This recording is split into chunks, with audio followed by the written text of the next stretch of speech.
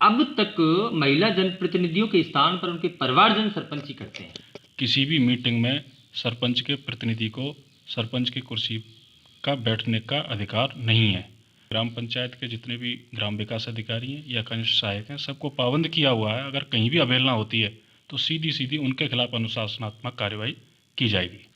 आज मैं पहुंचा हूं भरतपुर जिले की पंचायत समिति सेवर में और ग्राउंड जीरो पे हूं और पंचायत समिति और ग्राम पंचायतों की कार्यशैली को लेकर, महिला सरपंचों को लेकर और मैं बात करूंगा। पंचायत समिति सेवर के विकास अधिकारी हैं मेरे साथ डॉक्टर देवेंद्र सिंह जी। मैं देवेंद्र सिंह जी से बात करूंगा ग्राम पंचायतों की स्थिति और पंचायत समिति को लेकर। डॉक्टर साहब, दैनिक कर्मदाता में आपका स्वागत है। और सबसे पहला सवाल है मेरा कि पंचायती राज विभाग ने 2 जून 2020 को एक आदेश निकाला महिला जनप्रतिनिधियों को लेकर। अब तक महिला जनप्रतिनिधियों के स्थान पर उनके परिवारजन सरपंची करते हैं। सबने देखा है कि वो पंचायत समिति और ग्राम पंचायतों में अपनी भागीदारी निभाते हैं। इस मामले में आपके सामने ऐसा कोई मामला संज्ञान में आया जिसमें आप देखिए, आप जिस पंचायती राज के पत्र का हवाला दे रहे हैं उसकी पूर्ण पालना 100% पंचायत समिति सेवर की ग्राम पंचायतों में करवाई जा रही है।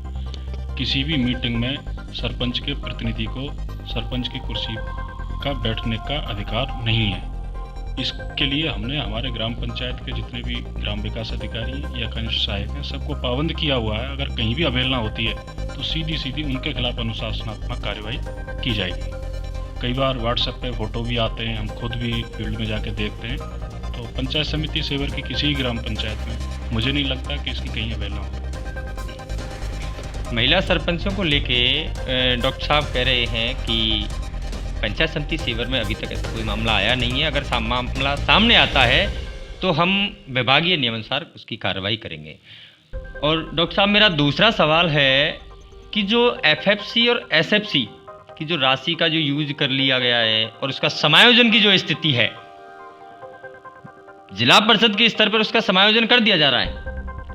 क्या सरपंच और ग्राम विकास अधिकारी के खिलाफ इस राशि को उपयोग में लेने के लिए कोई कार्रवाई की जा रही है या नहीं? अभी तक जिन अनुदान राशि के समायोजन नहीं हुए उन ग्राम पंचायतों के ग्राम विकास अधिकारियों को 17 सीसी की चार्जशीट हमारे ऑफिस से जारी कर दी गई है और तत्काल प्रभाव से उनका समायोजन करवाया जाए।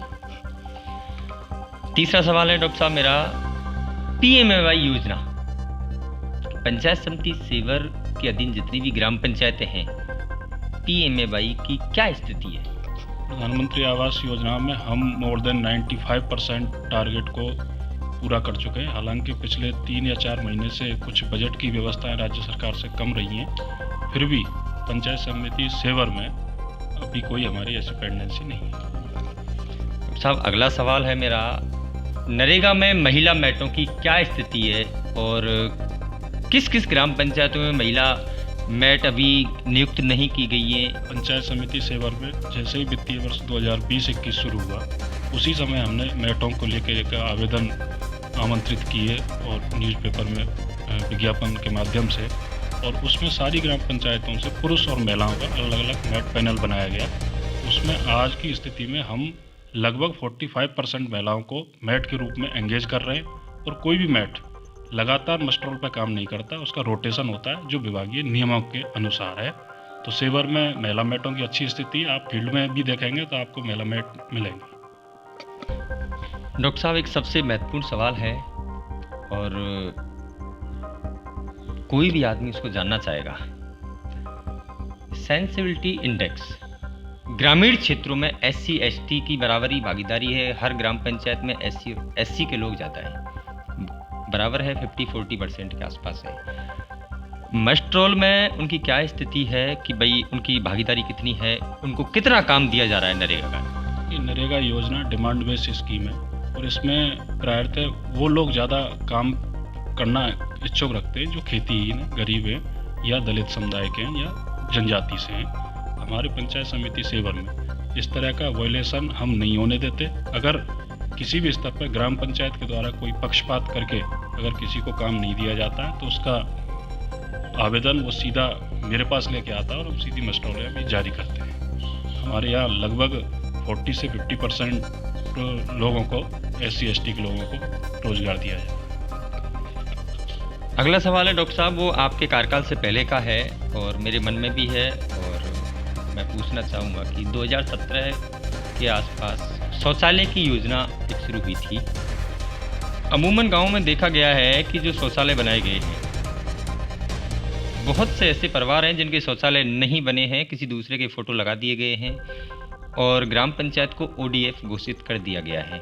फिर भी बहुत सी ग्राम पंचायतें ऐसी हैं जिनमें शौचालय अभी नहीं बने, बहुत से परिवार ऐसे हैं जिनके शौचालय नहीं है और राशि उनके खाते में है। इस पर क्या आपने कोई एक्चुअली भारत सरकार द्वारा, राज्य सरकार द्वारा अप्रैल महीने में और अक्टूबर के महीने में 2 बार पोर्टल खोला जाता है। अगर शौचालय विहीन पात्र परिवार हैं जो पात्रता की शर्तों को पूरा करते हैं, तो उनको लगभग हमने अप्रैल में 980 लोगों को उस योजना से जोड़ा और उसके भुगतान भी हमने लगभग 800 लोगों के अब तक हम करा चुके हैं। हालांकि ये अनवरत प्रक्रिया है। इस भरतपुर में देखा गया है कि कई बार लोग राशन कार्ड अलग बना के अलग से फ़ायदा लेना चाहते हैं, तो उस पर हम पर्टिकुलरली ग्राम पंचायत में अपनी पंचायत समिति से स्टाफ भेज के वेरिफिकेशन होने के बाद ही पेमेंट कराते हैं। कहीं किसी तरह की कोई अनियमितता का गुंजाइश नहीं है। डॉक्टर साहब, एक लास्ट सवाल है, और पंचायत समिति सेवर की कोई भी 2 उपलब्धि आप एक बार बताएं। मैं अक्टूबर 2019 में मैंने यहाँ ज्वाइन किया है, उससे आज तक लगभग 1 साल के कार्यकाल में आप देखोगे महात्मा गांधी नरेगा योजना में श्रमिक नियोजन जब से नरेगा 2008 से शुरू हुए तब से अधिकतम सेवर ने इस बार अचीव किया। कोरोना काल में समस्त ग्राम पंचायतों पर जागरूकता के प्रोग्राम चलाने हों या माननीय मुख्यमंत्री महोदय के निर्देशानुसार और हमारे माननीय मंत्री डॉक्टर सुभाष गर्ग के निर्देशानुसार कोई व्यक्ति भूखा नहीं सोए, इस क्रम में 1385 गरीब परिवारों को राशन किट का वितरण किया गया, जो जिले में सर्वाधिक है। समस्त ग्राम पंचायतों पर जब कोरोना शुरू हुआ तो उसके बेहतर आइसोलेशन सेंटर बनाए गए कोरोना के। तीसरा, समस्त ग्राम पंचायतों पर हर वीक सोडियम हाइपोक्लोराइड का प्रॉपर स्प्रे कराया गया और कहीं भी स्थिति को नहीं बिगड़ने दिया गया। इस दौरान चाहे स्वच्छ भारत मिशन में टारगेटों की बात हो, चाहे प्रधानमंत्री आवास योजना में बात हो, चाहे महात्मा गांधी नरेगा योजना की बात हो, सेवर ब्लॉक जिले में अग्रिम पंक्ति के ब्लॉक में सम्मिलित है। इसका मुझे संतोष है। ये थे डॉक्टर देवेंद्र सिंह जी, विकास अधिकारी पंचायत समिति सेवर, और कोरोना को लेके, ग्राम पंचायतों नरेगा कार्यों को लेके बड़े आश्वस्त नजर आए कि पंचायत समिति सेवर इनके कार्यकाल में जीरो टॉलरेंस की नीति पर काम कर रही है। वो ये खुद संतुष्ट भी हैं और आम लोग, गाँव के लोग, ग्राम पंचायतें भी इस काम को, इनके कार्यकाल को सराहना कर रहे हैं। सुरेंद्र चौधरी, पंचायत समिति सेवर।